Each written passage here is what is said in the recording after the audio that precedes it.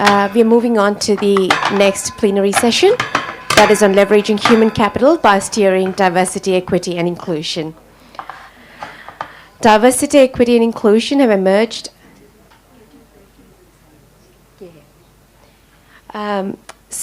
Please grab your coffee and tea and join us, but we'll be continuing the session.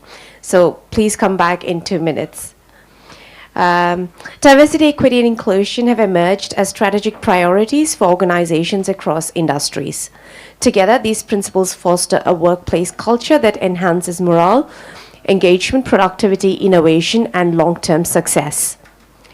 A diverse workforce spanning gender, age, ethnicity, race, and more brings a richness of perspectives. Equity ensures that every employee receives fair treatment, equal opportunities, and the resources needed to thrive, regardless of their background. Inclusion creates an environment where individuals feel respected, valued, and heard, fostering a sense of belonging. While these concepts are well understood in theory, today's session will explore how diversity, equity, and inclusion is actually practiced within organizations. We have Rebecca Scholes to moderate this session. I hope I got the name correct. Yeah. Dr. Scholes is a lecturer in management and human resources at the University of Wollongong with over 20 years of experience in government. Her research and teaching focus on gender equity, inclusive leadership, and feedback literacy. She's a recipient of both the Australian Prime Minister's Achievement Award and the Greater Sydney Commission Award for her contribution to public service. Dr. Scholes, we are delighted to have you guide this important conversation. She's joined by Mr. Robert Agati. Mr. Agati is the company secretary of Kudos Bank, bringing over 2 decades of leadership experience in banking, financial services, and funds management across Australia and the UK. His career spans across major institutions, including HSBC Group, JP Morgan Asset Management, and Bank of Australia, where he has led through mergers, restructures, and cross-border operations. Welcome, Mr. Agati. We look forward to your insights. Please join us on the dais. Joining both is Dr. Isabel Kingsley. She is a leading expert in diversity, equity, and inclusion with over 20 years of experience across education, research, and public policy. She's the director of Loop Consulting, which provides evidence-based DE&I advisory and training to corporate government and research sectors. Her work focuses on embedding inclusive governance practices within institutions. Dr. Kingsley, we are honored to have you with us. Please join us on the dais. Now let's turn to our speakers to explore how diversity, equity, and inclusion is being implemented on the ground and how we can continue to build workplaces that are truly diverse, equitable, and inclusive. Over to you.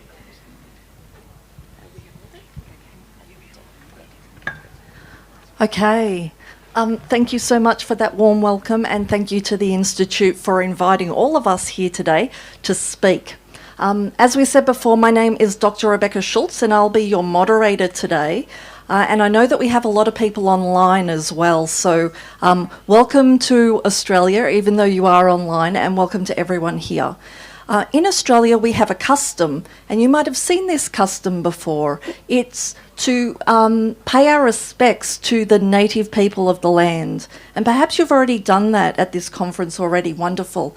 I too would like to pay my respects to elders past, present and future who continue to be the custodians of this land. So today, what I wanted to do was just really quickly go through how we're going to run this session today.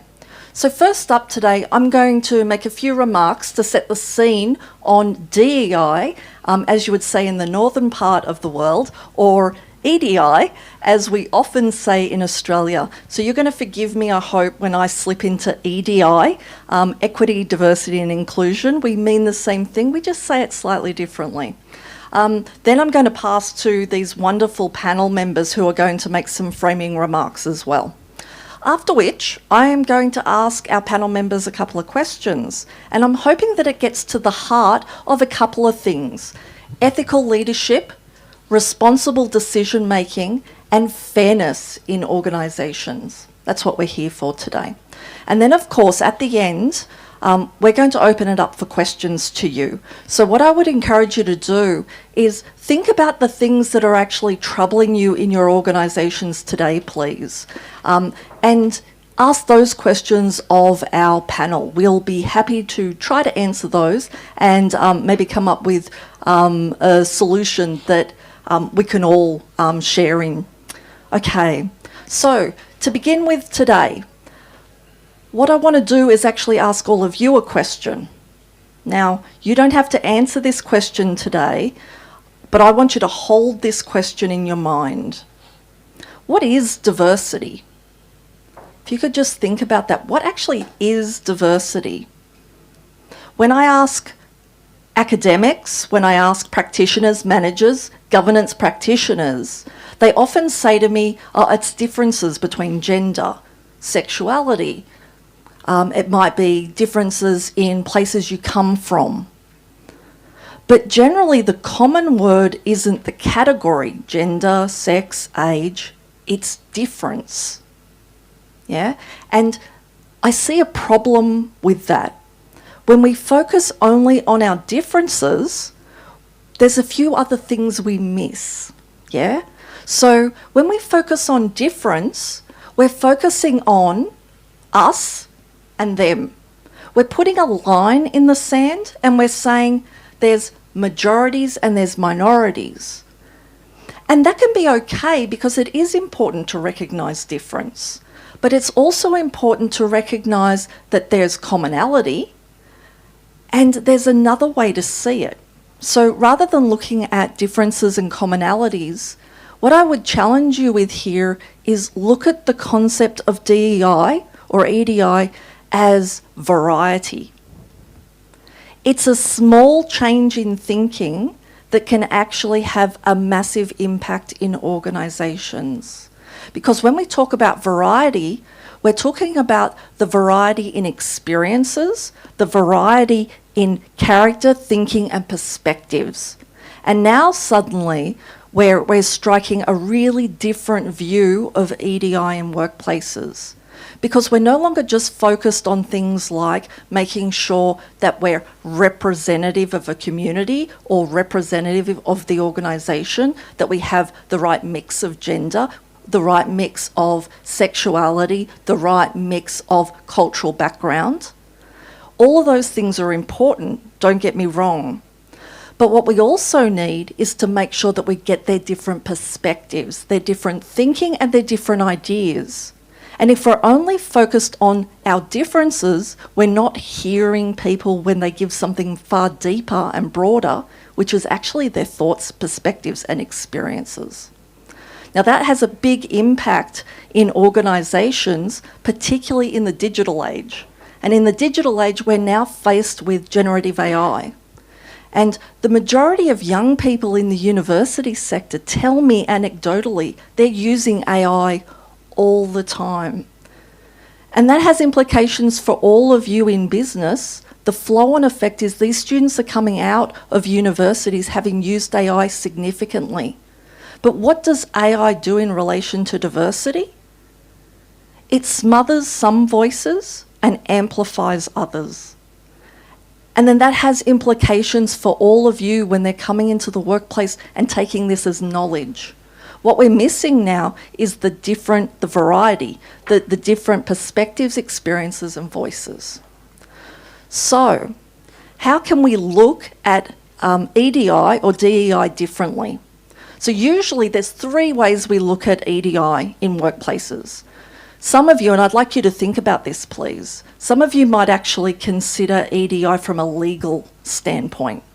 The legal case for EDI simply says we are compelled to do something about diversity because the laws tell us to. It's probably the easiest one to manage, though to some organisations it can be quite costly. But this one is a compliance issue, and we know that when we're working with EDI practices and we're just complying, we're rarely getting any significant change. This requires us just to meet discrimination requirements and workplace legislation. Now, the business case, everyone. The business case for EDI says there is a financial benefit and other social benefits for the organisation to put in place EDI practices. Fabulous. So we've actually heard some of our speakers earlier today mention the business case for diversity. They mention things like reducing risk in organisations. EDI can help you do that, and it can do it because you're getting the variety of perspectives, experiences and ideas from those people. That's our business case. But there's one other case that I'll make, and that'll be my final point before I hand over to the rest of the panel. And that point is there's a moral case. There's actually a moral case for in making sure we have variety of views, perspectives and ideas in our organisations.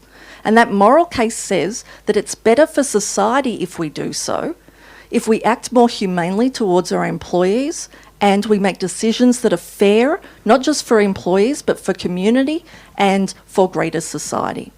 So I think you can see that there's 3 different ways that we can look at DEI or EDI in our organisations, but all of them have a significant impact on the way we do it. So the question really isn't whether we should do it, it's how we actually do it and do it effectively. And so, moving from principle, which is what I've spoken about now, to practice, I'm going to hand over to our 2 fabulous speakers who are going to share their framing ideas. Which of you would like to go first? Over to you, Isabel. Thanks, Isabel. Thanks, Rebecca.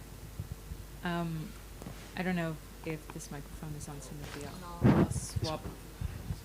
Is this one on? Okay.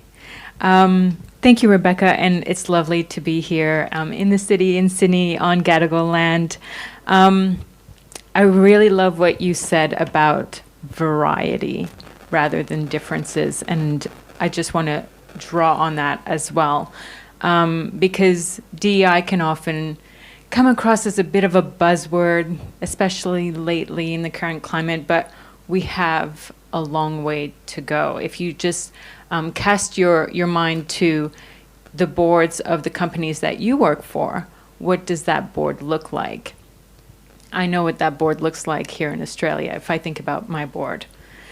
So I think there's a lot of change that needs to happen to embed diversity, equity, and inclusion into our organizations. And I just want you to think about that word change.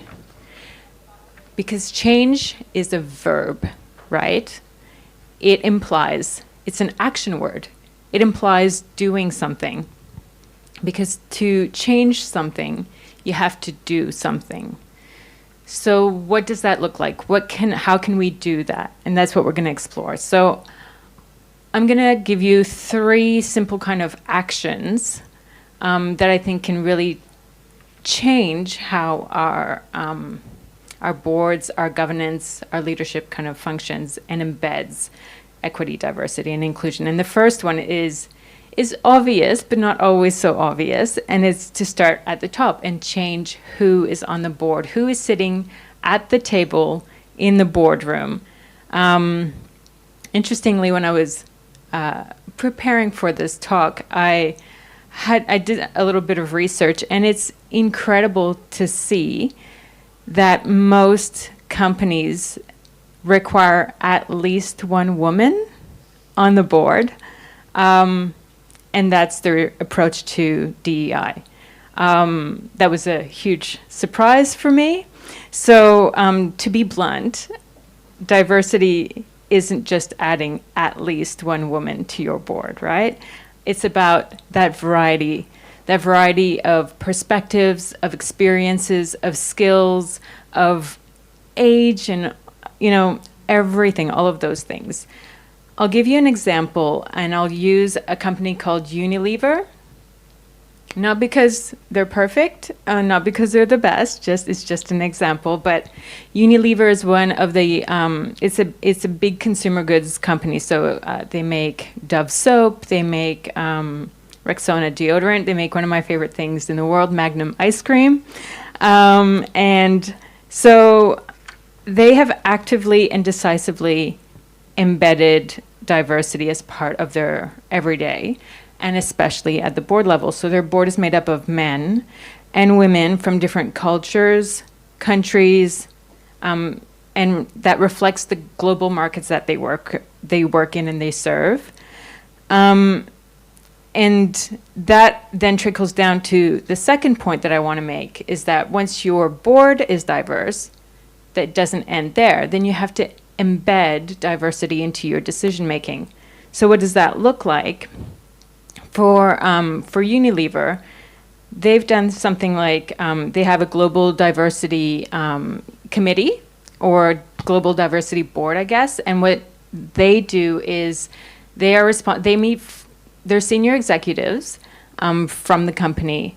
They meet 4 times a year, and they come up with targets or strategies that for the diversity, equity, and inclusion of the company, and then they monitor and report on that progress to the board.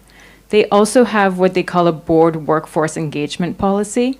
So the board talks to the staff and engage with the staff from the company. So that brings in that variety of voices, of perspectives from the employees at different levels, in different roles, from different regions. And that informs the board's work and decisions. So yes, you start with diversifying your board, but then you have to diversify how that board works. The third thing is you have to track what you're doing, because if you don't measure it, you can't improve it. So an example I want to use here is Telstra. It's a telecommunications company here in Australia. A few years ago, they introduced gender equal parental leave, so 16 weeks of parental leave for parents of any gender, regardless of whether they're primary or secondary carers. They didn't just stop there. They didn't just launch this policy and walk away. They asked questions like, are men going to take more parental leave as much as women? Is this shifting the culture? And then they measured it. So in 2023-24 financial year, they reported 57% of eligible men ended up taking parental leave. And as a comparison, the average in Australia is 17%. So that signals to them their policy is working as it was intended. And that's not always the case. Sometimes you implement something and it doesn't work out, which is just as important. So putting something in place, tracking it, and then checking if it's doing what you want it to do, and if not, how to tweak it. So those are my 3 kind of takeaway. This is how you create change. Wonderful. Thank you so much. I think there's some good questions that might come from that discussion as well, because there's so much we could unpack from that, but we'll come back to it. Instead, we'll go to Robert. Oh, yeah. Thanks, Rebecca. Just to focus on some of the comments made earlier, so I think in any workplace, decision-making directly impacts employee morale, performance, and the overall success of an organisation. However, when decisions are made without the consideration of equity certain groups, whether defined by race or gender or age and other factors, can be unfairly disadvantaged. This is why equitable decision-making is crucial for fostering a diverse and inclusive and thriving workforce. One of the first steps to equitable decision-making for myself is to recognise and address biases, and to acknowledge that unconscious bias is real. All of us bring our personal perspectives to the table, and this includes the societal conditionings. And these can influence how we perceive others and how we make decisions. But in cases such as these, there's a real need for self-awareness through regular bias training and reflection sessions, and to use structured decision-making processes like blind recruitment or anonymised performance reviews to minimise the influence of biases. It's also important to ensure that diverse voices are heard. Equitable decision making requires input for people from various perspectives. The same people making decisions without diverse inputs are more likely to overlook or misunderstand the needs of underrepresented groups. In this case, it's probably important to actively seek voices when making certain decisions, whether it's about hiring, promotions, or policy changes. This can be achieved through focus groups, surveys, leadership committees, so forth, but they need to represent the diversity of the organisation. Also, promoting open communication creates a safe space where employees can feel comfortable about sharing experiences without feeling that they can't. Creating an environment where all employees feel heard, organisations can tap into a wider range of ideas and solutions, and making decisions comprehensive and more beneficial for everyone. Using data to drive fairness. Data provides a powerful tool for ensuring fairness in decision making, and by collecting and analysing data, organisations can identify disparities and intervene before these disparities become entrenched in the culture of an organisation. Equitable and consistent decision making thrives in an environment of transparency. So employees need to understand how decisions are made, not always, but sometimes, why they're made and how they can influence and how they can contribute to those ideas or decisions. Communication is key about criteria for decision making and to ensure that the criteria are applied consistently across the board, and providing feedback and updates to employees about how decisions are implemented and what their impact might be. So if an employee from a diverse background is passed over for a promotion, for example, they should be able to understand exactly why and have clear and actionable feedback that's grounded on objective criteria, not subjective judgment. Lastly, it's important to foster a culture of continuous learning. Equitable decision making is not a one-time fix. It's a continual process of learning, reflection, and improvement. Leaders and teams should be encouraged to engage in open and ongoing communication on topics like DE&I, promote self-reflection and openness to change. This means willingness to admit when something hasn't worked out for you, and taking steps to do it differently next time. It's not about getting it right the first time. It's about creating a culture where you learn from your mistakes and you adjust your course. And adjusting course is not just seen as an accepted practice, but it's an expected practice. I think it's important just to maybe close up when seeing that equitable decision making be embedded in any workplace culture. I think it's key. It doesn't only improve the lives of the employees, but it actually improves or enhances the overall performance of the organisation as well. Yeah. Great. Thank you so much, Robert. So I think both of our speakers have already shared some commonalities here.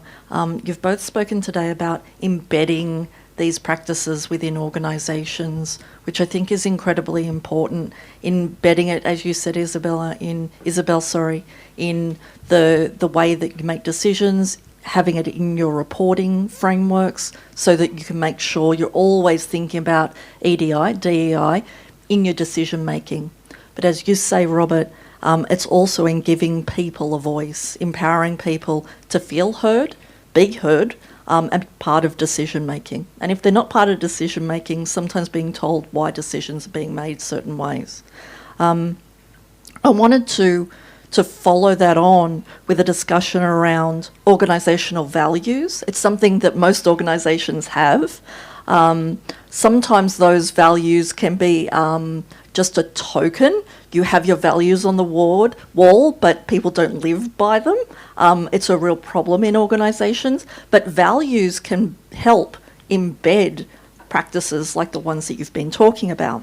So my question to you is around these values.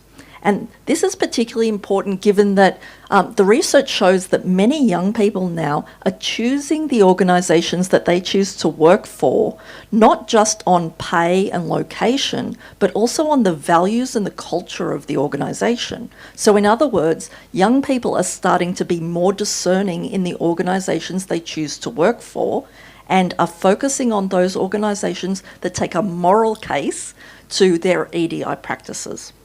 So to both of you, if I could, how can leaders ensure that diversity and inclusion are embedded in organisational values in ways that go beyond policy statements to actually change daily decision making? Who would like to go first? Over to you, Robert. Thanks. I think leading by example is the first one that sort of stands out for me. You set the tone from the top, and when when consistency, I should say, is demonstrated. When consistency demonstrates inclusive behaviours, seeking out different perspectives, acknowledging biases, and actively engaging with underrepresented voices, I think they model the expected, what is expected in an organisation. I think another one is probably demonstrating the integrating D&I into business success and processes. Diversity considerations should inform recruitment, promotions, procurement, and even product development. Embedding structured interview techniques, and diverse candidate slates and supply panels ensures that inclusion shapes outcomes, not just intentions. So yeah. Good, thank you. Isabella, did you want to add to that? Yes, I absolutely agree. It needs to come from the top, and as I said, again, change is a verb, so it's not just about what you say you're going to do, it's what you're actually doing. That moves it from policy and public statements and what's on your website to actual, real, meaningful change. I think that embedding it obviously into the way that decisions are made. For example, one of the things that, when a board meets, it's often, okay, let's look at the financial report, right? How are our financials going? On that agenda, move financials to, number 3 on the list. Pop DEI as number 2 on the agenda. Have that as something that you look at every single time the board meets. Every board paper that goes to the board, usually you have a little risk assessment at the bottom. How does this proposal, whether it's an investment or a strategy or a policy, what's the risk around that? Everything should also have a little DEI kind of impact analysis. How does this policy, how does this investment impact different groups, internally within our organization, externally in the community and society? So it just becomes part of everything that you do. One point that you made, Robert, is around bias. And interestingly, Rebecca and I were just chatting about this a little bit earlier. I did a study a couple of years ago that just came out, and we looked at anonymizing applications for using scientific equipment. So here in Australia, we have the Commonwealth, our big Commonwealth research organization called CSIRO. And they were one of the organizations who decided to remove names from the application. So scientists, instead of saying, I'm this amazing scientist and this is all of the work that I've done and this is what I propose to do, give me some money or give me some time, they would remove their names and the assessors would assess it anonymously. And it removed bias so much, not just gender bias, but also we found that younger, early career researchers got more time on scientific equipment or more money than senior researchers, just because, the decisions weren't based on who the person was, but rather what they were capable of and what they proposed to do. So just embedding those little things into your organization can make a huge difference. Wonderful, thank you. So just to touch on a point that you made about how it would work on the board itself. Mm-hmm. I mean, in terms of, as a company secretary, I look at it as in supporting the chair and the leadership team. I would offer practical guidance on inclusion leadership behaviours, such as active listening and drawing out differences in viewpoints. I think having a debrief with the chair after the meeting on the dynamics observed is a really, really good way of ensuring that diverse voices are heard. Ultimately, governance professionals can influence who is at the table and how the conversation unfolds once they're there, making inclusion not just a principle, but a lived practice in decision making. Yeah, that's a really good point. I would like to add to that when we're talking about organisational values, oftentimes they are developed from the top down, but I've also seen now many organisations developing organisational values with the employees. The employees develop not only the values but also the actions that go along with that. So what are the right type of actions that go along with being heard? What are the right type of actions that go along prioritising different voices? So you gave an example of that today, Isabel. You said add DEI earlier on the agenda. That's exactly a way of saying this is a priority of this organisation, and there's small signals that indicate we're prioritising this. So thank you to you both for answering that question. My second question, which you've begun to answer and you've certainly touched on in your framing remarks, but I'd like to continue with it because I think a lot of people here will have an interest in this. You've both made some remarks in relation to company secretaries playing that behind-the-scenes role within the organisation and the structure of board processes. Can you give us some other practical steps or solutions that governance professionals could take to make sure that decision-making at that board and executive level are genuinely including diverse voices? Yeah, I think that even just very small things like, rotate who leads the discussion. It's always the chair. Doesn't have to always be the chair. Or if everyone at the boardroom table is maybe slightly uncomfortable to bring things up or voice their opinion, you can do anonymous input, as in put out a little survey with some of the board papers beforehand that they can respond to anonymously first and bring those different voices to the table so everyone feels like they're being heard. Another tactic is to have a DEI committee or advisory group that advises the board itself. So it reviews proposals, and this can be made up of people within the organization. So we at one of my workplaces, we have a lived experience group, and lived experience group just means we have a group of people who,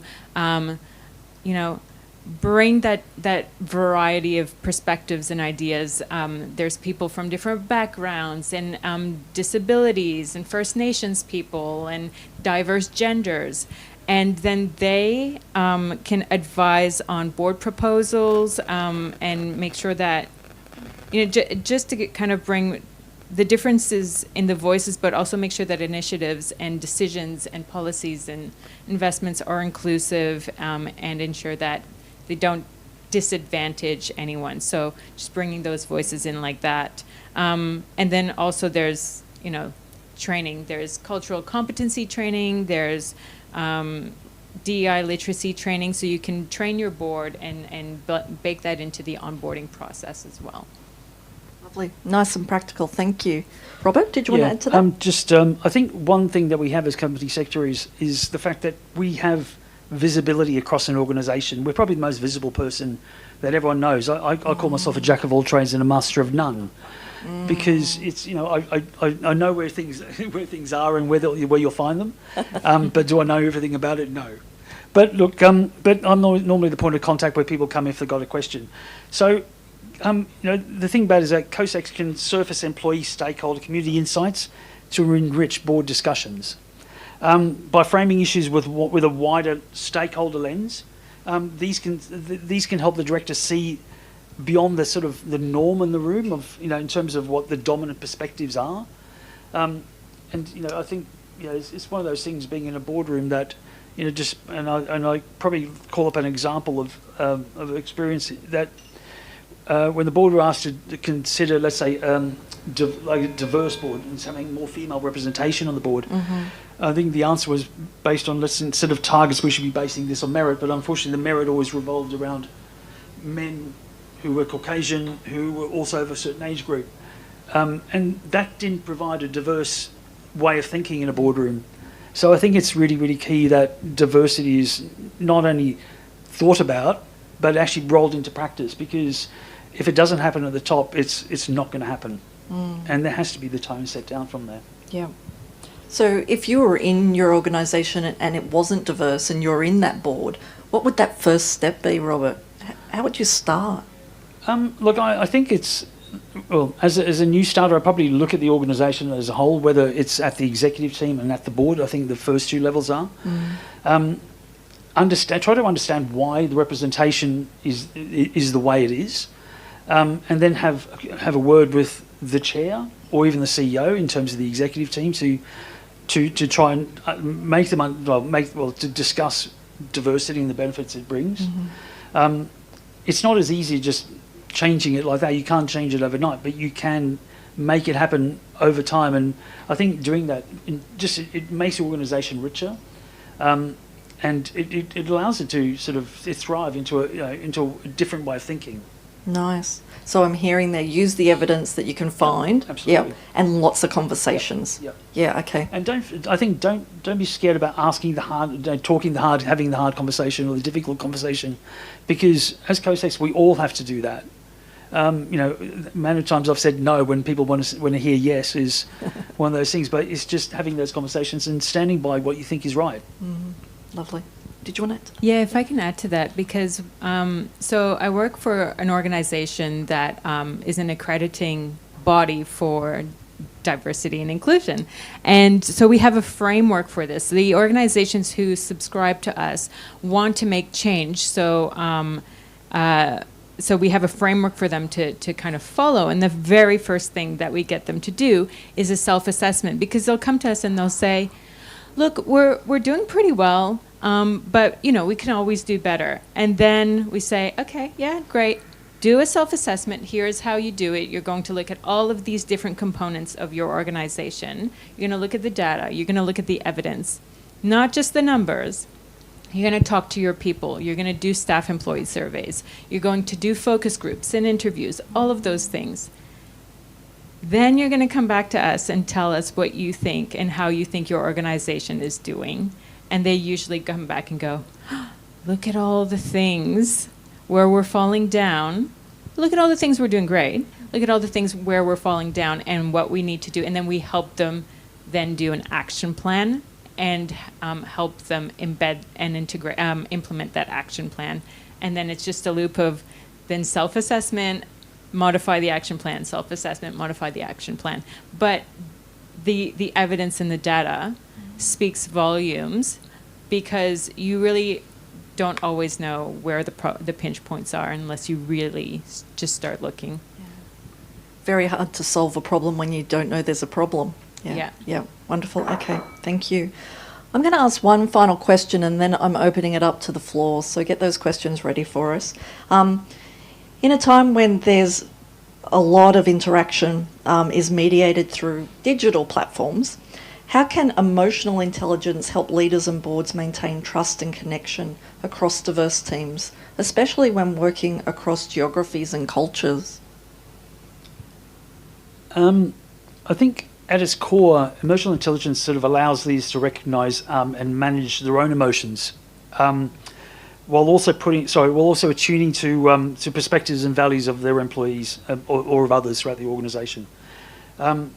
I think this awareness fosters the sort of empathy and active listening, and respectful communication, and all of which this is essential in a multicultural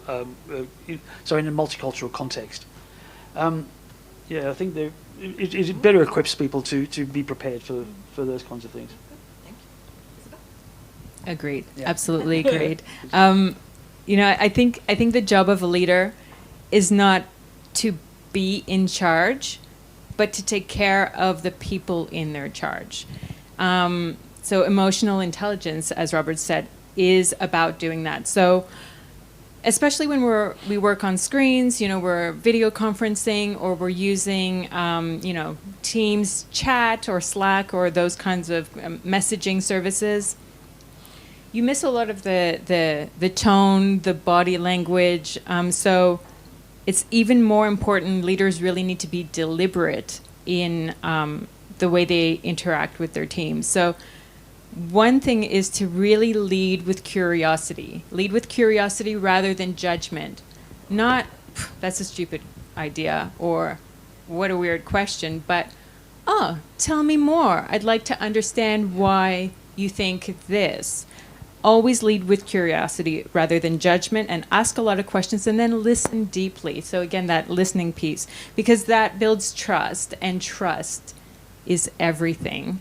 Because if you think back to a workplace where you and your team really thrived and you performed really well, it wasn't because you were told to perform well.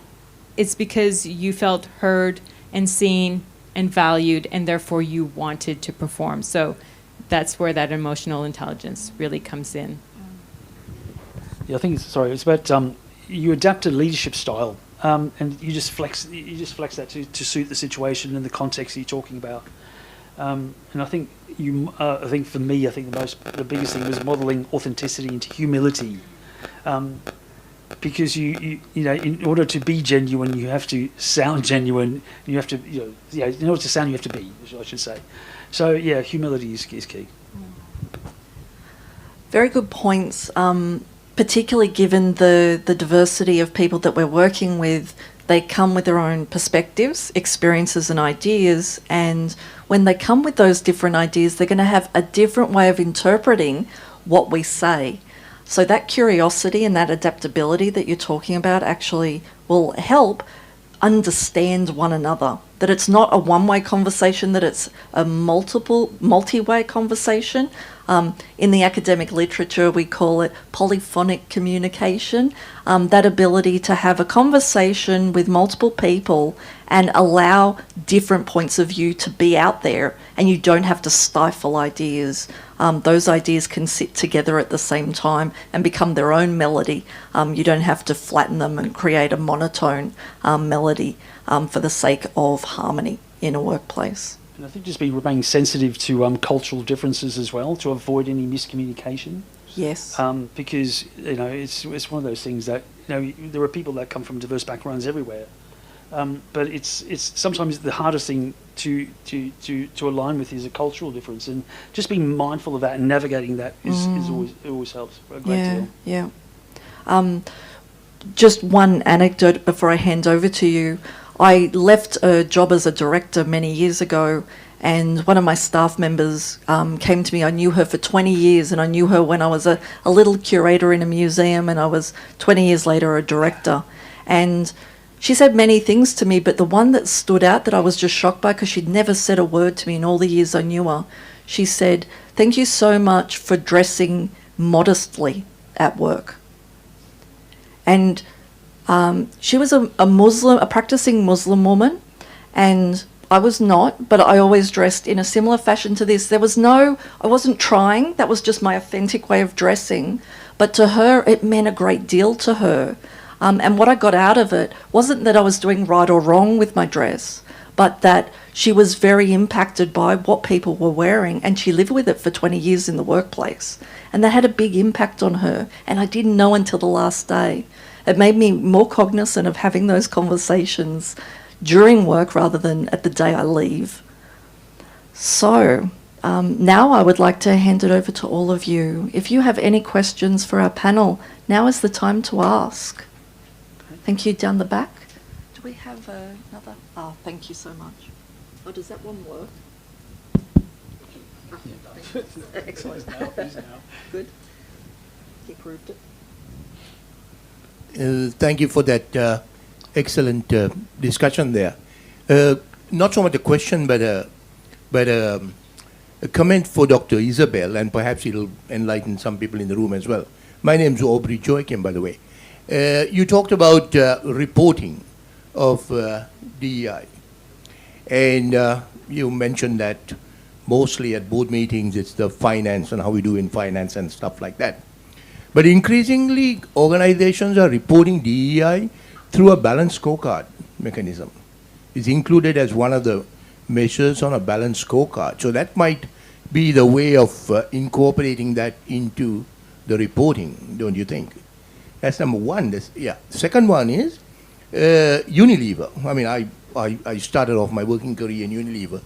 And the change in Unilever was brought about by a single person's vision, Paul Polman, who played a very, very significant role in implementing ESG and DE&I and all that in Unilever. So sometimes it just takes one person to make that change in organizations. And I don't know, it's just, luck, I suppose. Yeah, thank you for your comment. Absolutely. Sometimes it just takes that one person of influence, or that one person that is respected enough to kind of change the whole culture of the company. And you're right, increasingly DEI reporting is embedded into board papers and discussions. And I know here in Australia, for example, we have the Workplace Gender Equality Agency that basically it's mandated now that every company that has more than 100 employees must report annually into the Workplace Equality Agency.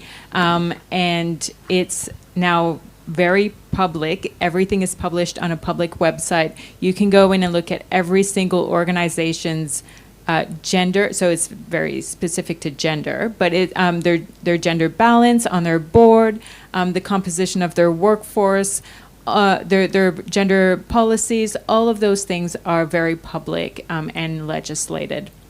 So it's just about expanding that to diversity more broadly. And I think that's starting to kind of come through as well here in Australia. And I think it's not only about with the partners in terms of the measurement of the data. I think what had happened these days, you not only see there's more of it, but executives are being held accountable for it. So they have KPIs or objectives that are directly linked to diversity practices and measuring all that, including like employee surveys and so forth. So, yeah. Now here's a curly one for you, considering you're talking about this. How do you think Mr. Trump's view on DEI will influence It had to come up. the larger corporate world? Honestly, I wouldn't know how to even start that conversation without causing offence to either one person or another.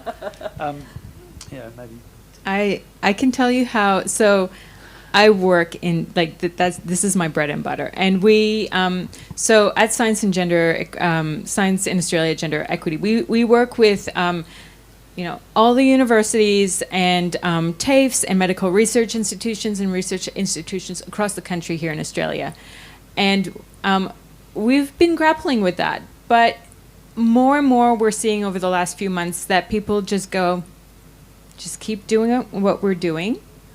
Nothing is changing if we don't let it. So you just double down, you keep moving forward, and you don't subscribe to letting it change the great work and the great progress that we're doing. So we just kind of push forward. But I think some major corporations changed their views on it, right? And I think even Macquarie Bank did so. There are, I don't know about Macquarie Bank, but there are some organisations who take as I mentioned at the beginning, we've got these 3 cases for EDI, and that is the legal case, the business case and the moral case for EDI. And for organisations that just take the legal case, if a leader of a country comes along and says, well, we're going to change that legislation, you no longer need to do this, then those organisations can choose, okay, then we're not. But then they're no longer considering the business case or the moral case for doing so, they're only worried about the legal case. And I think Isabel's comment is really astute there, because our consumers are the ones then who decide. For those companies that are making the decision, okay, the legal case says we no longer need to do this, the consumers then come forward and say, we're not happy. And there are some cases, I I can't remember the name of the company, but there was a case that I read of in the UK that made the decision, we're staying with our all of our EDI program, even though we won't have the funding for it anymore, we'll cost it ourselves because we actually know that our customers see that as a benefit of our organisation. And as I mentioned before, many young people are choosing to go to organisations that have solid EDI practices and good culture. So there's some other ways for organisations to practice EDI from either a business case or moral case, even if they don't have a legal case for it anymore. And that's true. I mean, EDI is not only about gender itself, it's about things like disabilities as well.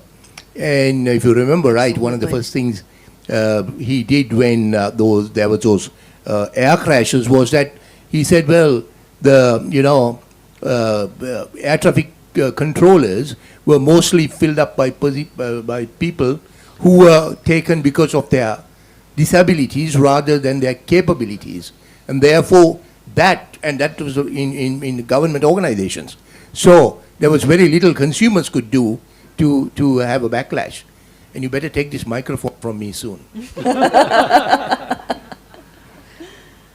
Good questions, though. Thank you so much. Any other questions for our panel? Yes, down the back, we've got a couple. Thank you. Hi everyone. Firstly, I acknowledge that we are on the Gadigal lands, and I pay my respect to elders past, present, and emerging. I'm a lucky guest here, so thanks to ICSI and especially Ms. Preeti Kaushik for having me in this wonderful and very timely panel series, of which this one is my favorite because of my own advocacy for multiculturalism and gender inclusivity. I'm a part of the core committee of the Multicultural Women's Network, which is housed at UTS, University of Technology, Sydney, where I am also a PhD candidate, and I'm studying digital cultures. My research exposes me to understanding vlog cultures in India. So I'm looking at gender dynamics within familial systems, and I can only imagine them getting carried on from that micro level to the macro level in offices and businesses. I have remained within academia, and I hope to remain within academia going forward as well. So all the knowledge that I have of the corporate world comes from watching The Office. But I know Great Rebecca. show.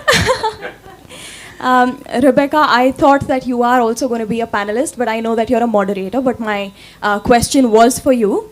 I Googled you, and I know that you're an adjunct scholar in collab with a business school in Kerala. Rajagiri. Yes. So I know that most of your research revolves around feedback literacy. That's correct. And my question is around that, but anyone can answer.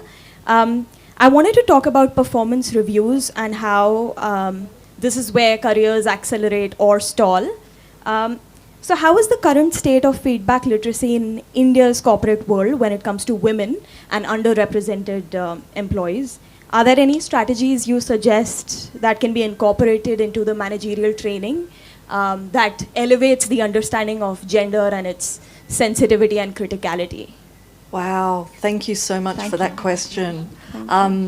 I have to say that my research in the space of feedback literacy in India has only just begun, and we haven't published the first paper on this work yet, but we are undertaking some research at the moment on feedback literacy models and a comparison between how feedback is done in Australia versus a country like India.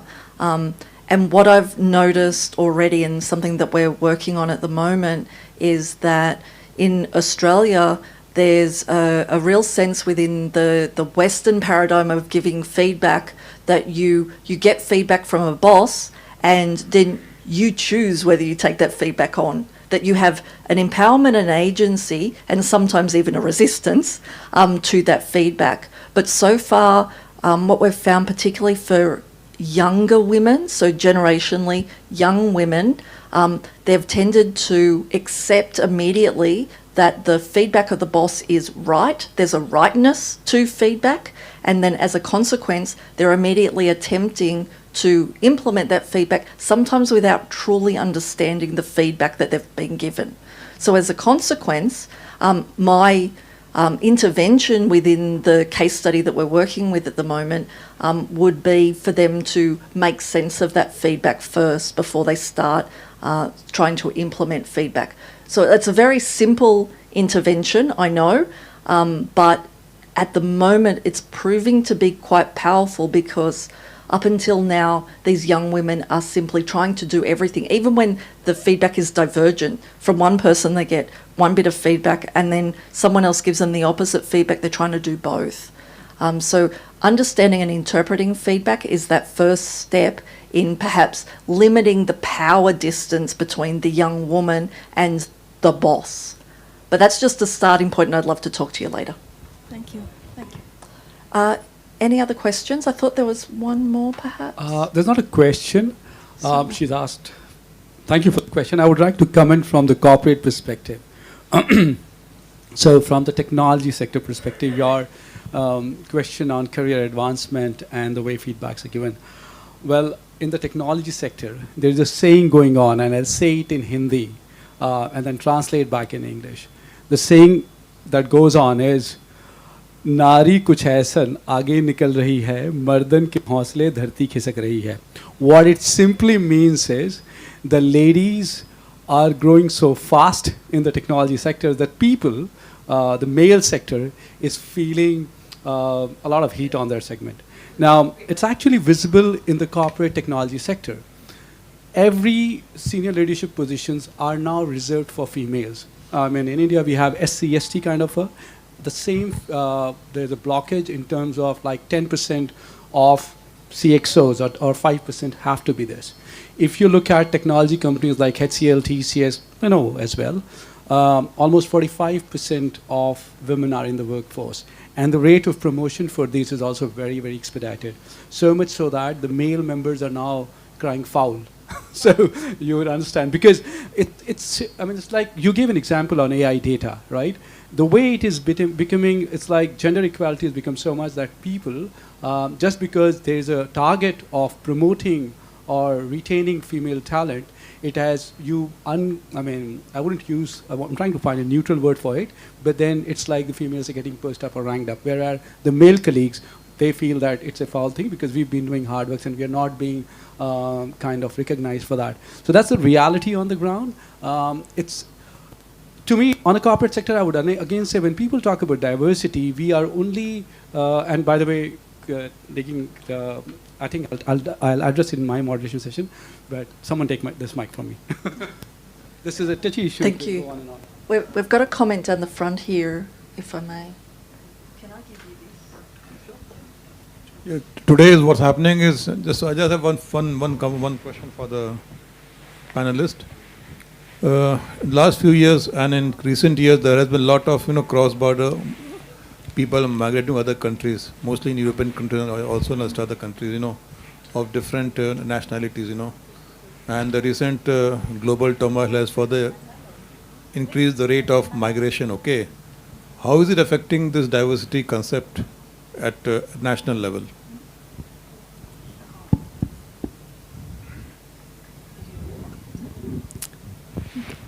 Can you, the question is around how migration is affecting DEI? Is that correct? Kind of, Yeah. You have people from, mostly if you see there is a lot of movement across entire world, And in recent years, it has increased a lot, People of different nationalities are coming to developed countries right from Europe. And it has led to a lot of tensions in most of the levels, So how is it affecting diversity and what sort of plans one should have at national levels to cope with such challenges? Look, I think that, we're lucky here in Australia because it is a land of migrants. I mean, we are all migrants. The First Nations people were here first. So I think that it's just a positive, and that it's a great opportunity, and this is why we are focusing so much on DEI, especially here in Australia, because migration is just so part of our culture, so part of ingrained in what Australia is. And now it's about making sure that everyone has the opportunity to thrive in their workplace, and workplaces are fair and they feel safe for everyone, and everyone feels like they belong. So I don't necessarily think that more or less migration necessarily affects DEI. Thank you so much for taking that rather tricky question at the end there. Thank you. Hello. I just want to follow it up. You are saying that there is a lot of... Yeah. So you are saying that yes, despite the large-scale migration, cross-border, everything that is going on, there is a fair level of equality in the workplaces. But given as a society, I mean, we landed on 31st and the entire transport system was blocked because anti-immigration rallies were being held in the NSW. So that goes contrary to what you are saying. Can I jump in? Yes, it absolutely does go against everything that I'm saying, unfortunately. Yeah. Sorry, my perspective of being lived here in this country for the last 25 years and calling Australia home and calling proudly India as my home, it was just a bunch of, and sorry, I'm going to quote it, don't quote me, bunch of idiots trying to substantiate their existence. As Dr. Kingsley said, we are all migrants in this country except for the indigenous people. So, and it no matter what country you are in, there are going to be a bunch of idiots who are going to do something radical that's going to put the system at play at the cost of someone else. I think I'll just stop there. Thank you. So Nicely just said. on a positive note, it's not a question, it's just an information that at the Institute of Company Secretaries of India, we have around 78,000 members and 50% are women members. Woohoo, yay. Yeah. And at the ICSI headquarters, major departments are headed by women. And I am one of the HODs and I head HR, Corporate Communications and International Affairs. So I think DEI, ICSI is an example for DEI. Thank you. That's, I think, a nice note to end on. What I would like you to do now is, as Isabel mentioned earlier, this is about change, and this is a very big conversation and it's an ongoing issue to get diversity, inclusion in the workplace. So, with that in mind, I need you to do a little work now. What we're going to do is bring up on the screen for you, and there's also a sheet on your table. If you can scan that QR code that you see there on the screen, and I would like to hear from you. It can be anonymous, so you can simply tell us, just in a few words, what's one thing you're going to do differently to strengthen EDI practices in your organisation when you get back to work. And if indeed you're not, tell us why. I want you to think about that deeply, and then if you could commit to that action when you get back to work, not only will you make the 3 people up on this stage very happy, but it might make a big difference to your employees in the future, not to mention society at large. So with that, I'm going to complete our session today, and thank you very, very much for being part of it, and thank you to our panel. Thank you. Thank you. Thank you, speakers. It was a very delightful discussion. Now, I would like to call upon CS Joginder Sharma to facilitate the speakers, please.